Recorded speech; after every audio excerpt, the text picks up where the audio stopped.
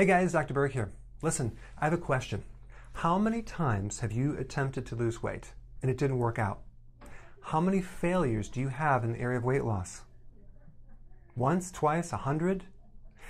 As we age, it becomes more difficult to lose weight. If your metabolism is stuck and you plateaued, I need your undivided attention because I'm going to show you a completely different way to approach weight loss. And this is going to change the course of your attempts. You need a happy ending to the struggles. All I want is for you to be willing to learn something new. If you still even have the slightest consideration that you cannot be helped, watch this video to the entire end and you will have the confidence that it will work for you. I promise that. So get out a pen and paper and take notes because I need your undivided attention. Hi, my name is Dr. Berg. I've been in practice for 27 years. I trained over 2,500 doctors in the area of alternative medicine. I taught at Howard University in the area of nutrition as a part-time professor. I have a best-selling Amazon book on hormones and weight loss. And I also have over 30 million views on YouTube. And I have a confession to make. I used to be a junk food junkie. I was the worst. I was a sugar fiend. I would eat tons of junk food and I had no awareness of health. But it caught up to me when I was 28 years old. I'm 29 now. No, I'm just kidding. I'm 52.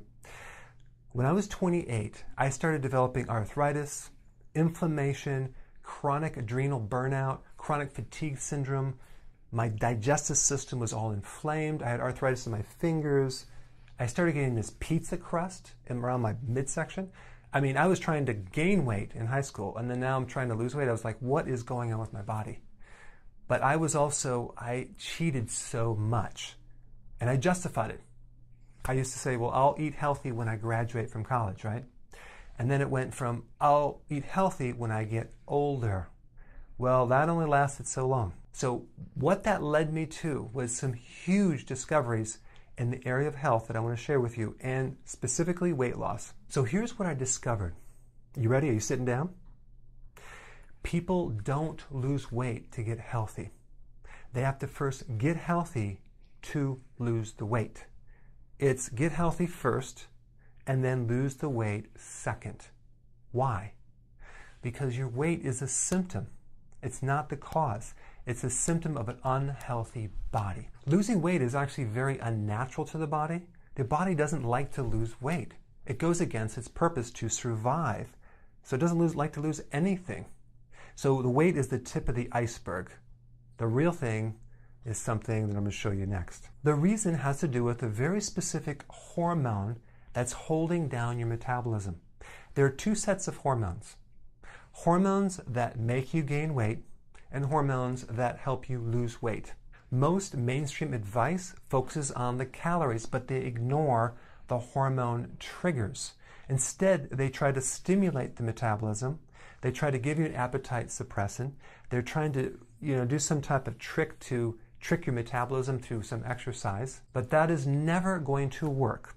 Now, I'm going to show you the secret, but I need your full attention. If you checked out, check back in right now because this is vital. So the hormone that stops you from losing weight is called insulin. A lot of people know this as relating to diabetes, but it has another function, a huge function, and it is the hormone that puts fat not only on your body, but mainly your midsection.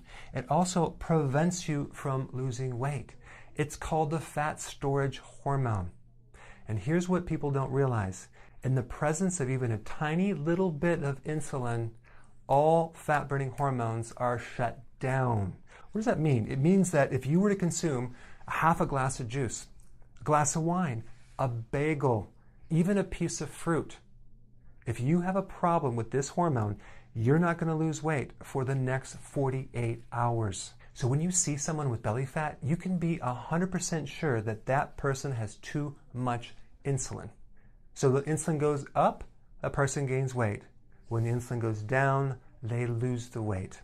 Let's just look at this book called Guyton's Physiology, the authority medical book in every medical school. All aspects of fat metabolism are greatly enhanced in the absence of insulin. So we need to create an absence of insulin to lose weight. based on the information on insulin, you can predict what diet is going to work and which one is not. So if you took the Atkins diet or Weight Watchers or paleo or vegan or ketogenic, the question is, does any of these lower insulin? Those are the ones that are going to work. Insulin is the switch that determines whether you burn fat or you make fat. So the next question is, what lowers insulin? Here are the things. Number one, carbohydrates. Now you probably already know this, that low-carb diets are very, very healthy. So you want to cut the sugar out, you want to cut the hidden sugars out. That does include the breads, pasta, cereal, crackers, biscuits, waffles, pancakes, muffins, sodas, juice, alcohol, flavored yogurts, fruits, okay? Most people know that, some people don't. Number two, avoid combining protein with sugar. So if you were going to go to a restaurant and order a breaded piece of meat, or maybe it's a hot and sweet sour chicken, from a Chinese restaurant, or like a hamburger with the bun, or a hamburger with the fries, or a hamburger with the Coke, that will greatly spike insulin way more than if you eat these separated, okay? Number three, and this is one that people don't realize, lean, low-fat proteins trigger insulin more than fattier proteins. So if you were going to buy like a burger, like some burger meat, and you had 95% versus 85%, and there's more fat, I would go for the fattier meat because fat tends to buffer insulin. Lean protein, specifically protein powders like whey protein, that will spike insulin more. That's a new one. Next one, excessive protein. Large amounts of protein convert to insulin. So the ideal amount of protein is between 3 to 6 ounces. Okay, I hope you're taking notes. Next one, MSG, monosodium glutamate. What is that? That is a chemical that enlarges your taste buds to make the food taste more savory, to make it more delicious than it really is. All the fast food places have MSG in their food. Peruvian chicken, they put MSG, like a ton of it. And so there's MSG in so many foods in the grocery store. But here's the problem. It spikes insulin by 200%. Yeah, I know. So here you are. You consume this food. It tastes really, really good. But then all of a sudden you notice the next day you just gained a bunch of weight because it spikes insulin. Next one is stress. So I wrote a book on body types. So the adrenal body type is the one with the belly fat, and that's triggered by cortisol. That's a stress hormone. But here's the thing. Cortisol doesn't increase the belly fat directly. It works through insulin. So stress increases insulin. Okay? And lastly, too frequent meals, too frequently eating. If you eat too frequently, like 5 to 6 times a day versus 2 or 3 times a day, that's going to spike insulin. Why? Because eating in general increases insulin. I know. It doesn't even matter what you eat. It's spiking insulin. So if you're grazing at night or snacking between meals, you're spiking insulin. So that's a hidden source of higher levels of insulin. Now, some of you are going to attempt these actions and you're going to lose weight, but you're not going to fully reach your goal because there's a condition that will prevent you from getting 100% results. Let me show you what that is. It's called insulin resistance. Insulin has become dysfunctional. It's become damaged to the point where it doesn't work anymore. The body is resisting it because there's too much of it. So it blocks it. People with insulin resistance have 5 to 7 times more insulin than normal people. So if you were to test someone with insulin resistance, they might have normal blood glucose, but they have very high insulin levels, but the doctors never check that. You would have to test a fasting insulin test, not a fasting glucose test, completely different, right? And insulin resistance is a pre-diabetic state, but a lot of times it will not show up on normal tests until it's too late and you become a diabetic, okay? So now let me show you the symptoms of insulin resistance. So number 1, belly fat despite how many sit-ups you do. You cannot lose your belly fat no matter what. Number 2, you get plateaued despite eating healthy. Number 3, when you eat carbohydrates, you feel better. It reduces your stress. You become less cranky. Number 4, you crave sugar and carbs.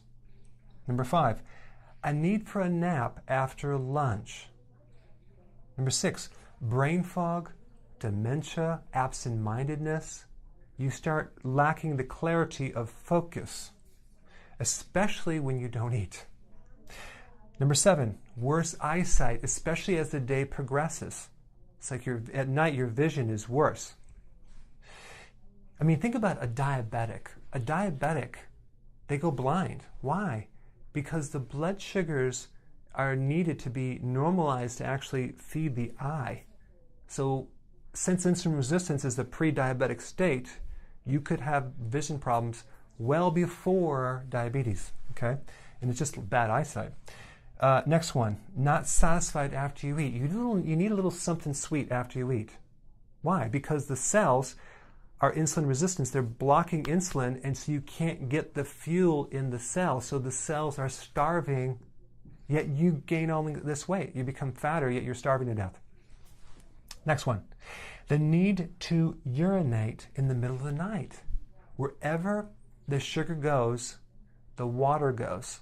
So in other words, you might have fluid retention, but you also might be just peeing in the middle of the night once or more than once, and that's a symptom of a pre-diabetic symptom of insulin resistance. Number 10, swollen belly as the day progresses. Do you find that in the morning your stomach is a little bit lower, but at the end of the day it's swell up, or maybe after you eat it just swells up? That's insulin resistance. So you can see insulin creates a lot of problems. Now, there are also dangerous long-term side effects of too much insulin as well. Heart disease, diabetes, as you might already know. A fatty liver comes from too much insulin, especially if the person doesn't eat or drink alcohol. It's coming from the insulin part. High blood pressure is too much insulin. That's why when you actually fix the insulin issue, the blood pressure comes down. High cholesterol, because insulin converts sugar into cholesterol and triglycerides. Stroke has been connected to high levels of insulin. Dementia is a little plaquing in the brain that stops the brain from working. And Alzheimer's, amyloid plaques it's called, that comes from too much insulin. So you could see that insulin is the common denominator for so many health problems that go beyond just belly fat. Okay, so the next question is, what do we do? Now, before I get into this, I want you to, if you've checked out, just check back in with me right now, because I need your full attention, because some of you might have brain fog from insulin resistance, okay? So the strategy is very, very backwards. We're not trying to treat a disease. We're not trying to treat weight loss. Medicine, healthcare, really is the management of symptoms. They're not getting you healthy. What's missing in healthcare is the health part. So what we want to do is we want to get you healthy, then lose the weight. We want to get the insulin system healthy. We want to get the hormones healthier so you have a chance to lose weight. So here's the question, can you do it with food alone? That's a very good question. Maybe if you were to have all organic food that's from fertile soils, that from the farmer's market or the health food store, and you can make sure that it's grown on soil that's very, very healthy, you could probably do it. But here's the problem. In the US, the soils are so depleted. In the 1900s, the nutrition content was so much higher in America than it is now. And you can actually research that and find that. Think of the USDA RDAs. If you look that up, which I have, like the nutrition was way higher. Now it's depleted because the farmers have not been putting the nutrition back in. Now in Europe, people are thinner than Americans. I believe because their soil is richer, okay, with nutrition. In Africa, the kids, and even Africans, they don't have teeth problems. They don't get cavities. They have perfect bone structure. In America, everyone goes to the dentist every 5 seconds and fills a cavity. That has to do with the richness of the soil. What makes the soil rich is the minerals. The minerals are necessary for vitamins to be made. So the plant can pull the minerals and make certain vitamins. Okay? That's how it works. Your food is only as healthy as the soil it grows on. Let's just take one mineral that insulin is dependent on, and that has to do with this one mineral called potassium. Potassium is something that you need in large quantities. You need 4,700 milligrams every single day.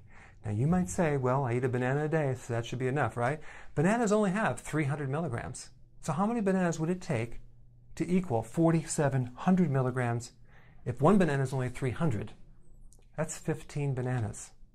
You'd have to eat 15 bananas every single day to get your potassium requirement. Let's say avocados. Avocados are high in potassium, right? You still would need 5 avocados every single day. You would need 10 cups of vegetables every single day to get your requirement for potassium. Why is this? That's weird. It has to do with the soils. The soils are so depleted. Welcome to America. You're consuming empty nutrition. Even when you eat the food, remember growing up how the food used to taste really good? Now it's like empty, a tomato. And you go to maybe other countries, it's like rich, it's amazingly delicious. So the point is that this is just one little mineral. So that blew me away when I found that out, but it is the reason why it's causing our endocrine system to suffer and creating massive deficiencies in hormones and glands. So I did some research to find out what ingredient, what remedy that would be grown on organic, nutrient-dense soils that could provide enough nutrition to get us healthy. And this is what I found. Here it is, wheatgrass juice powder. Now why? Because wheatgrass juice powder has some amazing properties. First of all, 1 teaspoon is equivalent to 6 to 10 shots of wheatgrass. Also, it's equivalent to 1 tray of wheatgrass, 12 inches by 20 inches. So 1 teaspoon is equivalent to 1 tray of wheatgrass. It's incredibly concentrated. It's 100% organic. There's no gluten, no GMO, anything, no preservatives. But this is what's cool. It's grown at an ancient seabed. That's an old ocean floor that has all the dried trace minerals, the salts.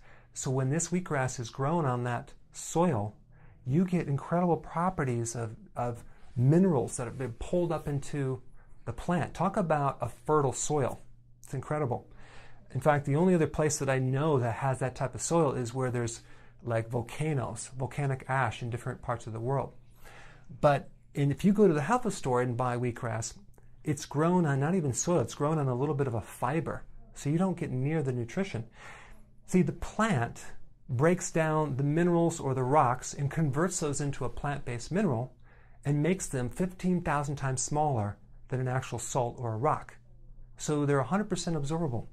So that's a really cool property. And the other cool thing that's unique about this type of wheatgrass juice that I have is that it uses a special dehydrating process, not even dehydrating, it's called bioactive dehydration, but it's not like the typical high heats. The temperature that they dry this out goes up to 106 degrees. That's like lukewarm, but only for a minute.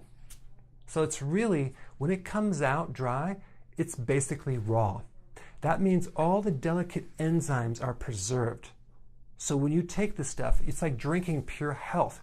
You feel like your energy comes up. It's like alternative to coffee. It brings you up. It makes you feel healthy right away. And the other thing is that it's a wheatgrass juice powder. It's not a wheatgrass powder. The juice powder, I mean, think about how much concentrated a juice powder is versus a powder. You're not getting the fiber. You're getting a pure, low glycemic index, low sugar, super concentrated, nutrient-dense, healing material in 1 teaspoon. So it's really convenient. It'll save you time. You don't have to have a juicer. You don't have to clean the juicer, which is a pain in the butt. All you do is take a scoop, mix it with water, shake it, and drink it. Okay? Now recently I've upgraded my wheatgrass to this right here. So what I did is I added a type of organic wheatgrass. It's called kamut. Kamut wheatgrass has additional health benefits. It's loaded with the antioxidant called selenium. It's loaded with amino acids that are even more than regular wheatgrass. It's loaded with healthy fatty acids and a lot of other nutrition as well. And this wheatgrass was originally, this wheat berry was originally used by the Egyptians long ago, and now they're bringing it back. It's quite amazing. Also, I wanted it to taste really delicious, so I added an organic lemon flavor to it. So it's not just plain, it's actually a lemon lime flavor. And also it has a hint of stevia, so it's slightly sweet.